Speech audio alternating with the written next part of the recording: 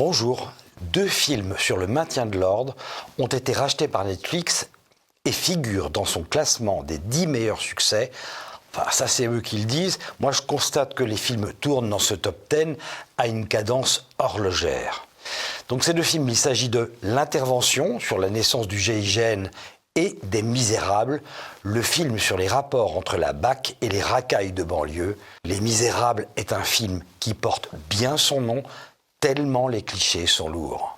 C'est notre programme pour ce tueur en série. Générique.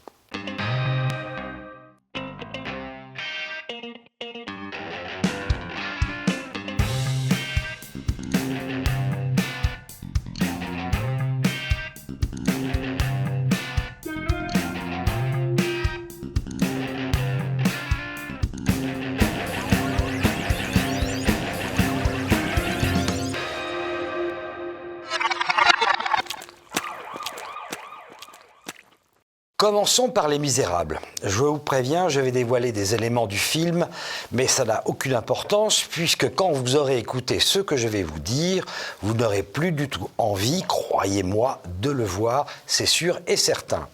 Le film est inspiré de l'affaire Fofana, dont je vous lis le résumé. Le 14 octobre 2008, à Montfermeil, 2 policiers du commissariat de Gagny ont été poursuivis pour violence volontaire par dépositaire de l'autorité publique avec armes et en réunion envers Abdoulaye Fofana, à qui a été prescrite une incapacité totale de travail de 2 jours. Un arrêt de travail de 2 jours. Pour cette durée, c'est même pas un panari. Allez voir sur les spécialisés, une ecchymose de 3 cm, c'est 5 jours. Dès la première image, on est plongé dans l'univers des banlieues, c'est-à-dire une cité glauque, enfin rendue glauque par ses habitants. À la 20e seconde, ça part en sucette et en invraisemblance. Des rebeux arborent fièrement des drapeaux français, vous ne rêvez pas, on est en Coupe du Monde, et curieusement, ils ont choisi de soutenir la France. À 1 minute 30 apparaît la mention avec le soutien de la région Île-de-France. Vous pensez donc, on ne rate pas une occasion comme ça d'acheter un peu de paix dans les cités. Enfin, c'est ce qu'ils croient, et je vous rappelle d'ailleurs qu'il y a 4 ans, c'était les Républicains.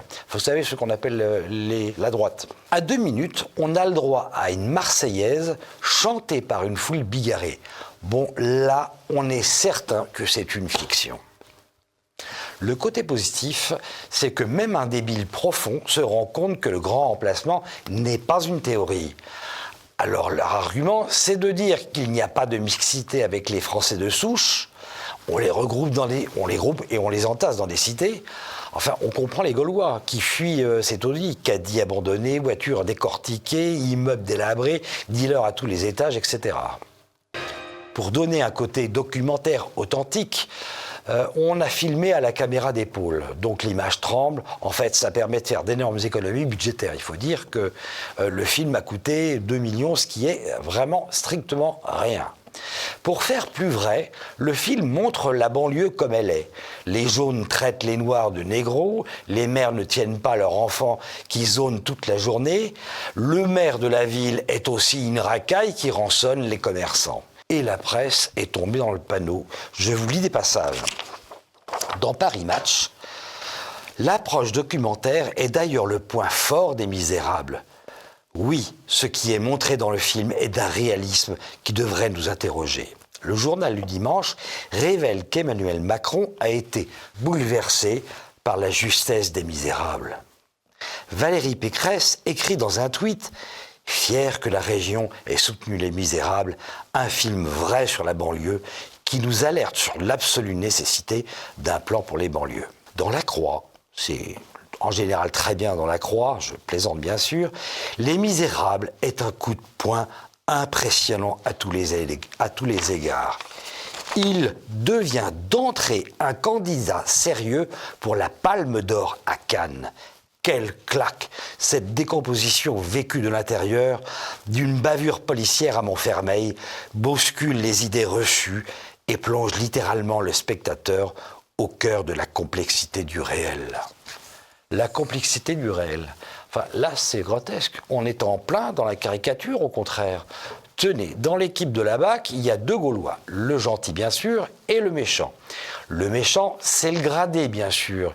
Il met des cochons en plastique partout sur son bureau, fait des blagues racistes et sous des prétextes bidons, il palpe les filles quand elles sont jeunes et jolies. Bref, dans l'esprit du réalisateur, c'est le prototype du flic RN.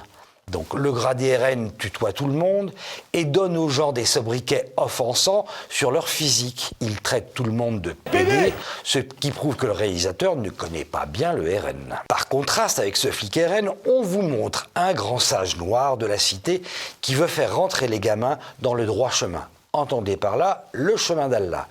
Il parle un français châtié et avec déférence. C'est une manière évidente de lui conférer une certaine supériorité sur le flic RN. Et la critique nous présente ce film comme étant plein de finesse, tout en nuances. Tandis que le gradé facho met de l'huile sur le feu, ce sont les simples flics sympas qui arrangent les coups et pacifient. La morale de l'histoire, les flics qui jouent les cow-boys ne sont pas respectés, non, ils terrorisent seulement. Ils ne font qu'attiser la haine, générer une colère légitime. On suppose donc que ce dont on a besoin, c'est des éducateurs de rue. Vous savez, ces gauchistes payés par les mairies pour taper la discute avec les dealers. Ce qui fait le plus froid dans le dos, le film a été vu en salle par près de 2 millions de spectateurs. Il faut dire qu'on leur a bien vendu la came. Le film est présenté au Festival de Cannes 2019, où il obtient le prix du jury, puis remporte 4 Césars en 2020, dont celui du meilleur film et une nomination à l'Oscar du meilleur film international. On croit rêver. Les Misérables veulent nous faire croire que le malheur des banlieues, c'est la faute des Gaulois. Le film se termine par une phrase culpabilisante.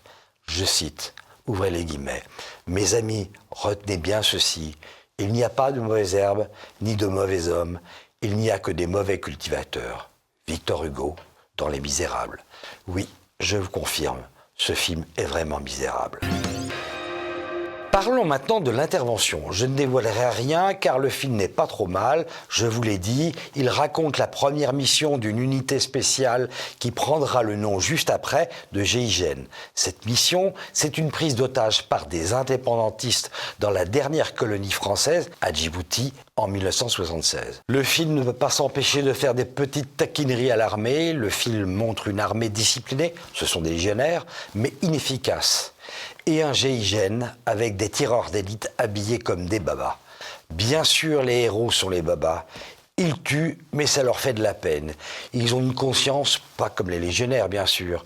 Des babas cool dans un commando, je ne sais vraiment pas si c'est vrai, mais ça m'étonne quand même un peu parce que le GIGN, c'est la gendarmerie et donc ça fait partie de l'armée. Et puis, il y a des petites erreurs. Par exemple, les légionnaires sont en treillis vert, alors qu'à l'époque, ils avaient le treillis léopard.